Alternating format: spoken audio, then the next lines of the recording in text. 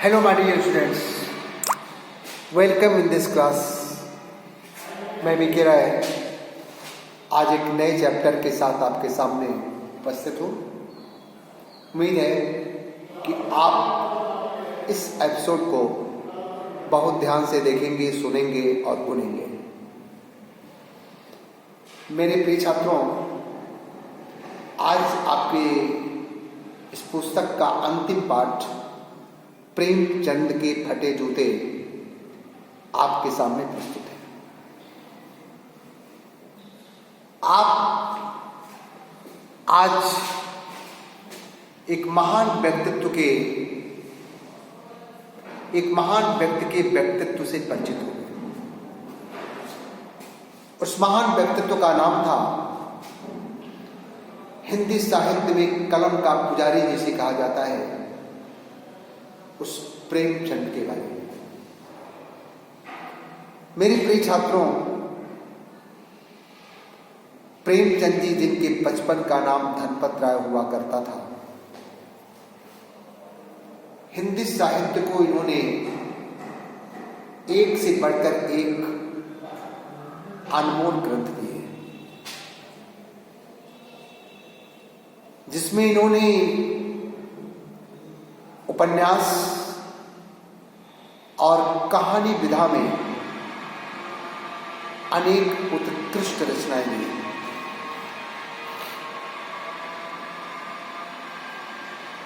गोदान, सेवा सदन, निर्मला, करबला, रंगभूमि, कर्मभूमि जैसे अनेकानेक उपन्यासों के द्वारा इन्होंने अपना हिंदी साहित्य में एक उत्कृष्ट जस को प्राप्त किया।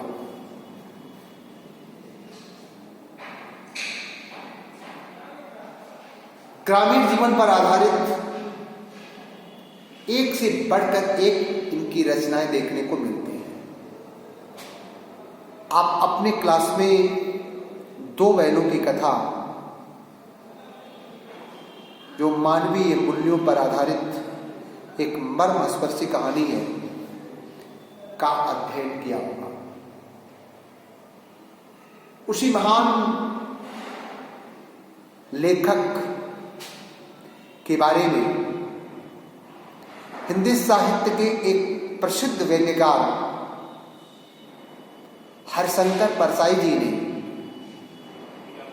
अपनी रचना के माध्यम से प्रकाश डाला। यह प्रेमचंद के फटे जूते एक व्यंग प्रधान रचना है, अर्थात लेखक ने इस चैप्टर में प्रेमचंद के जीवन के आदर्श मूल्यों को उभारते हुए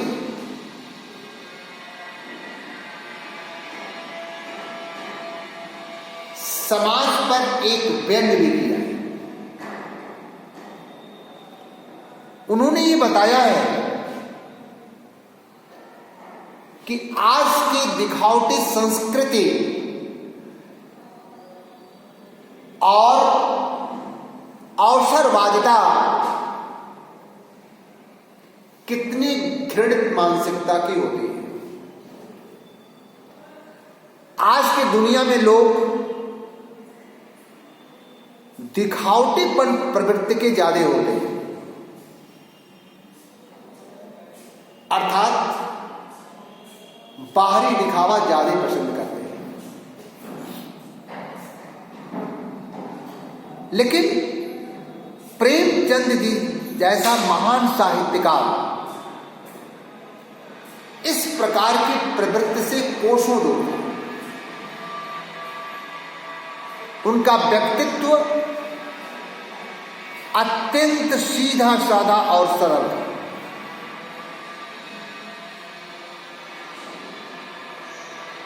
वे कभी बाहरी दिखावटीपन पसंद नहीं करते थे, बाहरी दिखावा पसंद नहीं करते थे, समाज को दिखावा नहीं दिखलाना चाहते थे। उनका वो अंदर से जिस स्वभाव के थे वैसे ही बाहर से भी थे। सत्य कहने से कभी पीछे नहीं हटते थे, कथनी करनी में कोई अंतर नहीं था, और समाज में सामंतवादी प्रवृत्तियों के सामने भी उन्होंने कभी सर झुकाना पसंद नहीं किया। अमूमन होता क्या है कि सामंतवादी प्रवृत्ति के सामने हम आप शीश नवा लेते हैं या उसे समझौता करते हैं, लेकिन ऐसे लोगों को भी प्रेमचंद जी ठोकरे मारते चलते थे। ये उनके जीवन का एक नितांत दर्शनीय चित्रण परसाई जी के द्वारा किया गया। परसाई जी उस व्यक्ति को सलाम करते हैं, अर्थात प्रेमचंद जी को सलाम करते हैं जिनका जीवन निर्भीकता से भरा था, जिनका व्यक्तित्व अत्यंत सीधा और सरल था, जिनके जीवन में कभी बनावटीपन नहीं था, जिनकी कथनी और करनी में कोई अंतर नहीं था, उस प्रवृत्ति को सलाम करते हैं। और उसी का एक दृष्टांत, उसी का एक एग्जाम्पल आपके इस चैप्टर में उन्होंने प्रस्तुत किया है। लेखक परसाई जी के सामने प्रेमचंद जी की एक तस्वीर पड़ी हुई,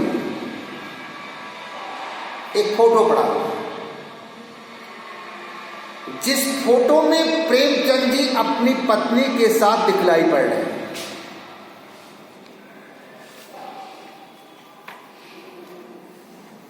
प्रेमचंद जी के जब उस फोटो को निहारते हैं जिसमें वह अपनी पत्नी के साथ दिखलाई पड़ रहे हैं, तो उन्होंने देखा कि प्रेमचंद के शरीर पर जो परिधान था वह अत्यंत ही सामान्य किस्म का था। सिर पर उन्होंने गांधीवादी टोपी लगा रखी थी, धोती और कुर्ता पहन रखा था, कनपटी उनकी चिपकी हुई थी, गालों की जो हड्डियां थी थोड़ी उभरी हुई थी, लेकिन घनी जो उनकी मूछें थी वो चेहरे को पूरा भर ली थी, अर्थात चेहरे की जो कमी थी उसकी उसने भरपाई कर ली थी। अर्थात प्रेमचंद जी एक सीधे साधे और सौम्य व्यक्तित्व के लग रहे थे।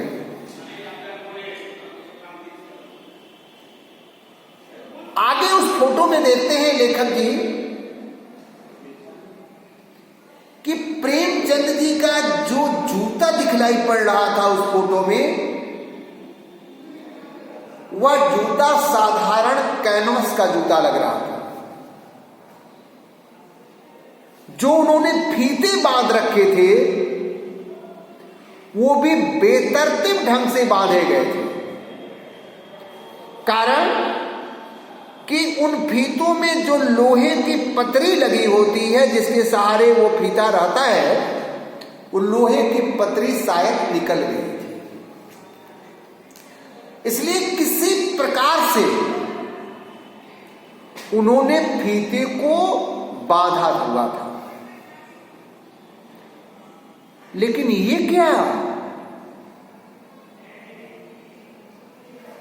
क्या दिखलाई पड़ रहा है? उनकी नजर जब जूते के अगले हिस्से पर जाती है तो लेखक हैरान रह जाता है।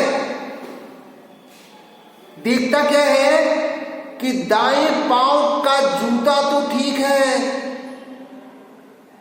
लेकिन बाएं पांव का जो जूता है उसके अगले हिस्से में एक बड़ा सा छेद है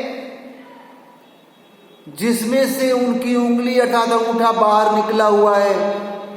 लेखक हैरान रह गया, अरे ये क्या लेखक, ये क्या साहित्यकार महोदय आपने कर लिया?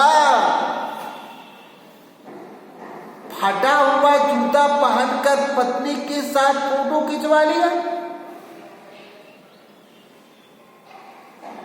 साधारण सी पोशाक पहन लिया, फटा हुआ जूता पहन लिया, फोटो खिंचाने चले गए, क्या जरूरत थी? लेखक हैरान रह गया। फोटो के एक एक अक्ष को वो देख रहा है।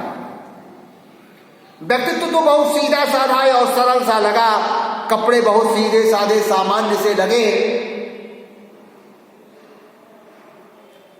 सोचने लगा कि फोटो खिंचाने के लिए यदि इस साहित्यकार महोदय के पास इस प्रकार की पोशाक है, एक साधारण सी, तो पहनने की पोशाक क्या होगी? अमूमन होता क्या है कि हम आप या दुनिया का कोई भी शख्स घर पर पहनने के लिए कुछ अलग कपड़े रखता है और घर से बाहर पहनने के लिए कुछ अलग कपड़े रखता है। पर्व त्योहारों या किसी फंक्शन में पहनने के लिए उसके कपड़े अलग टाइप के होते हैं, अर्थात भिन्न भिन्न प्रकार के कपड़ों को रखता है, कई सेट रखता है। लेकिन उन साधारण सी कपड़ों को देखकर, वो भी अपनी पत्नी के साथ फोटो खिंचवा रहे हैं, लेखक ने अनुमान लगाया कि प्रेमचंद जी के पास शायद यही एक धोती कुर्ता इनके पास होता होगा जो इसको वो हर अवसर पर पहनते होंगे। इसका मतलब इस आदमी के पास अलग अलग किस्म की पोशाकें नहीं होंगी, या यदि होंगी भी तो इसमें पोशाक बदलने के गुण नहीं, या पोशाक बदलने का गुण न होने के कारण इनके पास केवल एक ही पोशाक होगी। इसका मतलब ये हुआ कि इनके अंदर दिखावटीपन नाम की कोई चीज नहीं है। ये जैसे अंदर से दिखलाई दे रहे हैं वैसे ही बाहर से भी होंगे। उनके व्यक्तित्व को सलाम करता है और आगे जब उनके चेहरे की तरफ देखता है उस फोटो में, तो शायद उस चेहरे से प्रश्न पूछना चाहते हैं परसाई जी कि अरे साहित्यकार महोदय, अपनी पत्नी के साथ फोटो खिंचवाने के वक्त आपको ये भी आभास नहीं हुआ कि हमारा जूता फटा हुआ है और उस फटे हुए जूते से अंगुली बाहर दिख रही है? जब आपको फोटोग्राफर ने तैयार होने को कहा होगा तो क्या तब भी आपने ये महसूस नहीं किया? अरे कम से कम आपने जो धोती पहनी है उस धोती का निचला हिस्सा यदि थोड़ा सा खींच लिए होते तो शायद वह फटा हुआ हिस्सा नहीं दिखलाई पड़ता, लेकिन आपने उसमें भी बेपरवाही दिखलाई, लापरवाही दिखलाई। आपने ऐसा क्यों किया? और दूसरी बात, आपके चेहरे पर मुस्कान का भी भाव नहीं मैं देख पा रहा हूं, चेहरे पर एक छुपा हुआ दर्द दिखलाई दे रहा है। मुझे तो लग रहा है कि थोड़ी सी हल्की सी जो मुस्कान को दिखलाई पड़ रही है वो भी आपकी स्वैच्छिक हंसी नहीं है। जैसे लगता है कोई आपके ऊपर एक दबाव सा है, क्योंकि जब फोटोग्राफर फोटो खींचता है तो वो एक तरीके से आपसे मुस्कुराने को कहता है, और यदि उसने आपसे मुस्कुराने के लिए कहा होगा रेडी प्लीज, थोड़ा सा मुस्कुराइए, तो यदि आपको उसने मुस्कुराने के लिए कहा होगा तो आप एक दर्द भरी मुस्कान अभी निकालने का प्रयास कर ही रहे होंगे कि अचानक उसने क्लिक कर दिया होगा और आपका इस प्रकार का फोटो आ गया। इसका मतलब आपके चेहरे पर लगता है जैसे जमाने भर का एक दर्द है। इतना महान साहित्यकार, लेकिन इतने महान साहित्यकार के चेहरे पर दर्द, इसका मतलब आप इस समाज पर एक हंसी हंसने का प्रयास करते हैं, एक व्यंग भरी हंसी हंसने का प्रयास करते हैं। ये आपका मुस्कान नहीं है। जो ये हल्की फुल्की मुस्कान जो आपके इस चेहरे पर दिखलाई पड़ रही है, उसमें एक दर्द दिखलाई पड़ रहा है, एक व्यंग दिखलाई पड़ रहा है। आप शायद समाज के व्यवहार के प्रति अपने दर्द को बयां करें कि समाज का एक महान साहित्यकार इतना आर्थिक तंगी का लाचार है कि आज उसे एक जूते खरीदने तक का उसके पास सामर्थ्य नहीं। तुम्हारी इस गहरी पीड़ा का मैं अब आभास कर रहा हूं, लेकिन इतना कुछ होने के बाद भी तुम्हारे अंदर दिखावा नहीं है, बनावटीपन नहीं है। हम तुम्हारे इसी धैर्य को सलाम करते हैं। वास्तव में तुम एक संघर्षशील इंसान लगते हो, एक सीधी साधे और सरल व्यक्तित्व के इंसान लगते हो। महान साहित्यकार, हम तुम्हें इसके लिए श्रद्धा से प्रणाम।